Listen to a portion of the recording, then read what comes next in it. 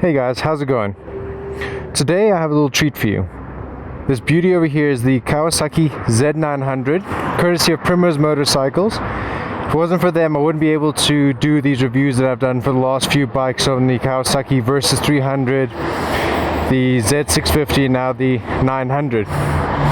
So this is the top of the naked bike range that you can get from Kawasaki at the moment. And I'm going to give you all the details once we start this ride.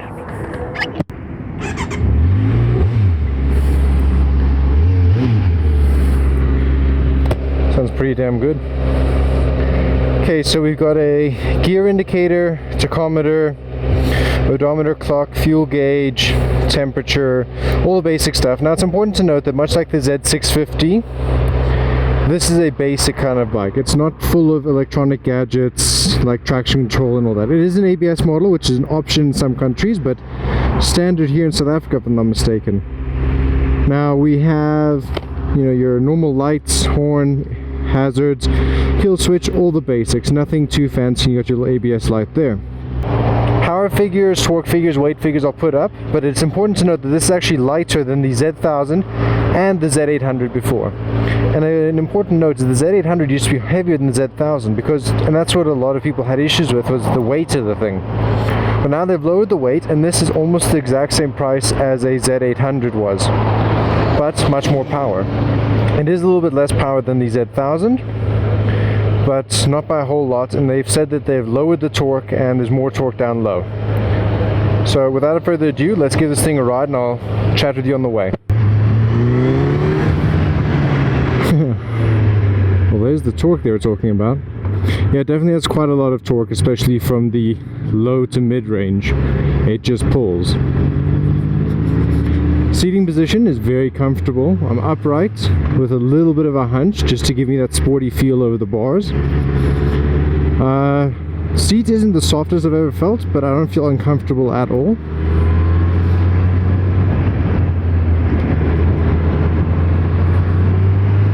Very easy to flick over. I mean, this bike is, I think they said 50 pounds, which is what, about 22 kilos lighter than the Z800 was. And this has a 950cc engine.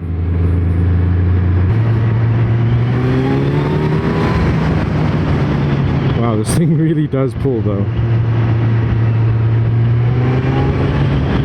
A lot more torque than my bike. I'm going to compare it to my bike just because we both have inline-4 engines.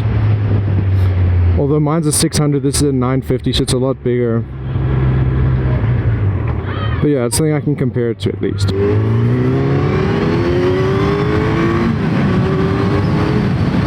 I'm not sure how easy it is for you guys to hear, but there's a very nice induction sound as you throttle hard on this bike, around the 6,000–7,000 RPM mark.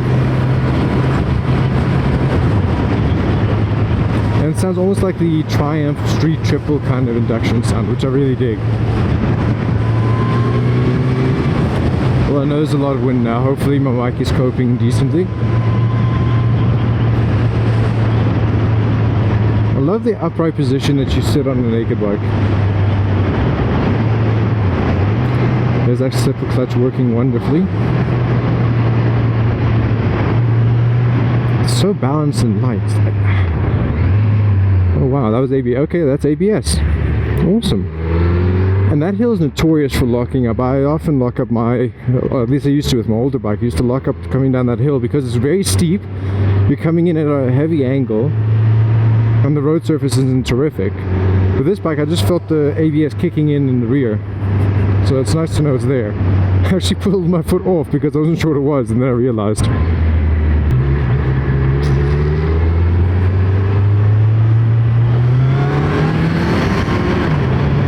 Yeah, it definitely has more than enough power to pull off and overtake people, especially at the low revs. There's nothing lacking here.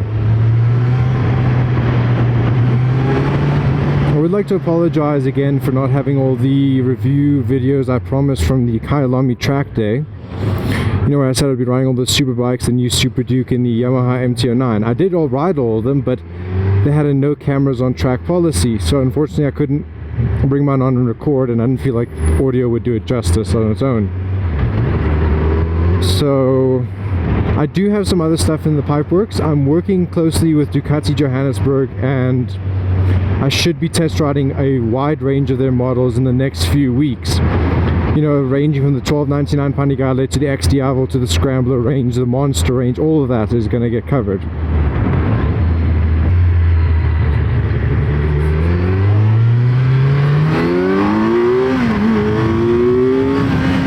Okay.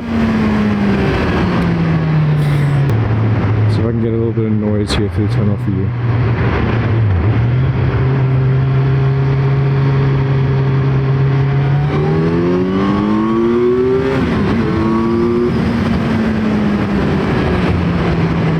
Yep, that's what I'm talking about. Kawasaki, on the other hand, is focused on making these bikes really light and keeping the electronics to a minimum. I mean, the Z650 is lighter than the ER6N by about 22 kilos, about 22 kilos. The new Z900 is lighter than the 800 by about 25 kilos. I don't think they changed the 300s yet, but you're seeing the trend. All their bikes, especially the naked bikes, are getting lighter, and that's what we not want. I think there's this whole craze about getting more and more power out of these naked bikes, which is a good thing, because it wasn't so long ago that if you wanted performance, you had to buy a super bike. That's it. Nowadays, you can get a naked bike, which is very comfortable, and you get almost exactly the same power, but in a more comfortable chassis. And the whole point of a naked bike is it's a fun town bike, right? So you don't want it to be this heavy, bulky thing. So they've gone and lightened all these bikes, and that's the way to go. Because it's a lot easier, or at least it was in this case it seems, for Kawasaki to drop about 25 kilos on this bike than to up the power by, you know, 30 horsepower. And the effect is very similar if you look at power to weight ratios. And I can tell you, you can have the most powerful bike around, but if it's heavy, you're not going to enjoy it when you go around town slowly. Okay, so do I think this is a beginner's bike? Absolutely not. No way in hell is this a beginner's bike. It's got way too much torque and way too much top end power. Usually you get one or the other from these kinds of bikes, but this one has both. And that was a 4th gear rolled on, and it wasn't even a hard roll on.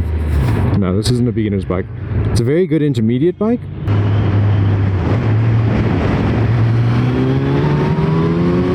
Yeah, this thing goes into corners so well.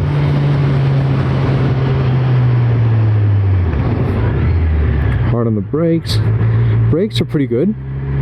Again, remember, this is a budget bike, so I'm not going to go and start ripping on it if its brakes aren't as good as the top-end Brembos.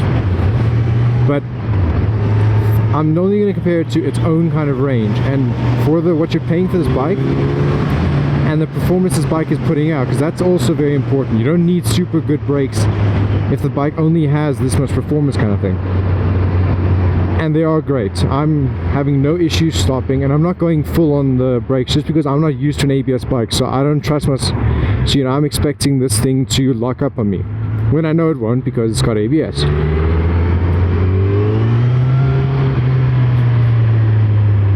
So I think I've caught you up enough on my life, you know, what I'm going to be doing in the next few weeks. Hopefully that Ducati thing works out.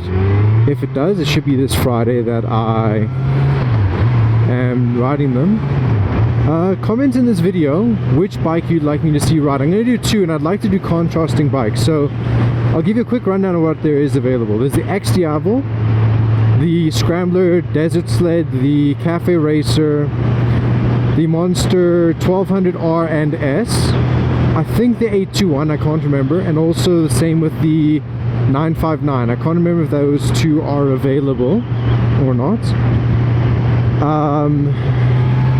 There's also the multi-strata range, the 950 and the 1200. I'm not sure if it was the Enduro or just the R. Again, sorry, I can't remember. It's one of those. But yeah, leave a comment down in the description. Oh, sorry. Leave a comment down in the comment section.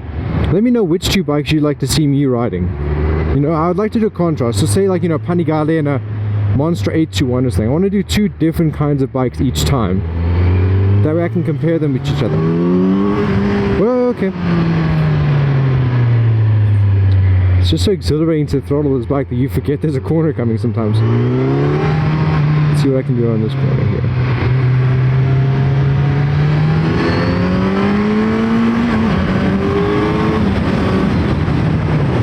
it's way too easy to throttle on this bike. It's a bit of a hooligan's bike, much like the MT-09, MT-07. What else would I call a hooligan's bike? I think the Z650 I may have called it a bit of a hooligan's bike if you wanted to. Yeah, just going back quickly to the Ducatis. Here, let me know what you want to see. And please, leave all your criticism in the comments. I'd love to hear your feedback. I'd love to hear what you guys think of my reviews.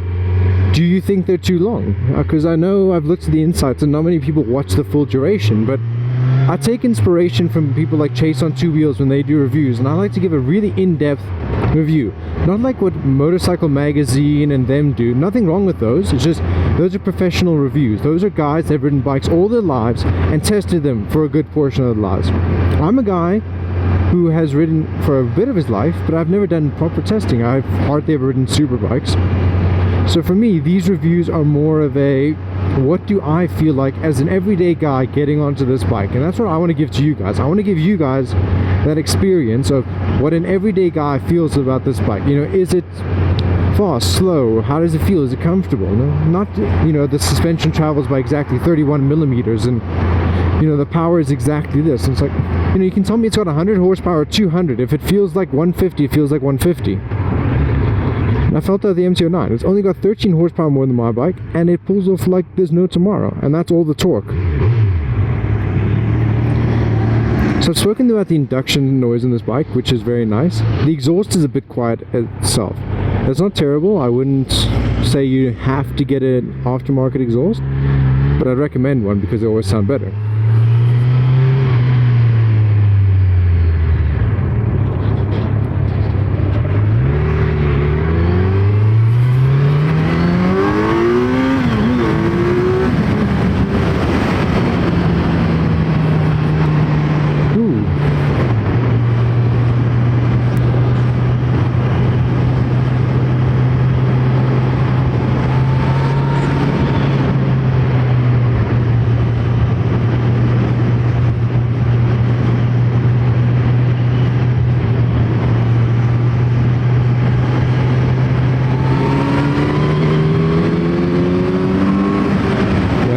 Fourth gear pulls like there's no tomorrow, and the brakes stop you nicely. So take,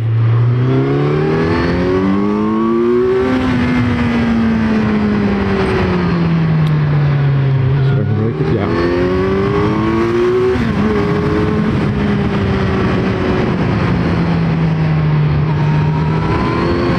I love the induction sound. Really nice sound. And the flickability, once again, very easy on this bike. It just folds over.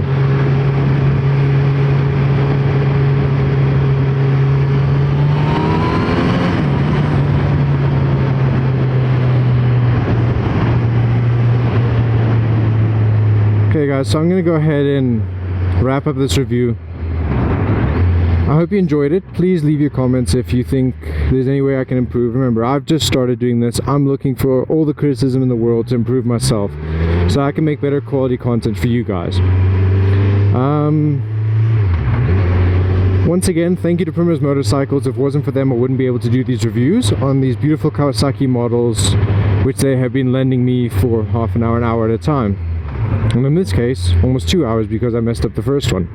So check them out. I'll leave a link to the description. I'll leave a link in the description to their website.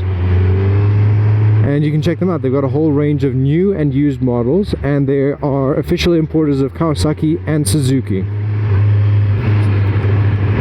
They've always got great deals going on, and they've always given me great service whenever I've taken my bike there for servicing, maintenance, and so on. But yeah, I hope you guys have enjoyed this review, and I'll catch you on the next one. Ride safe.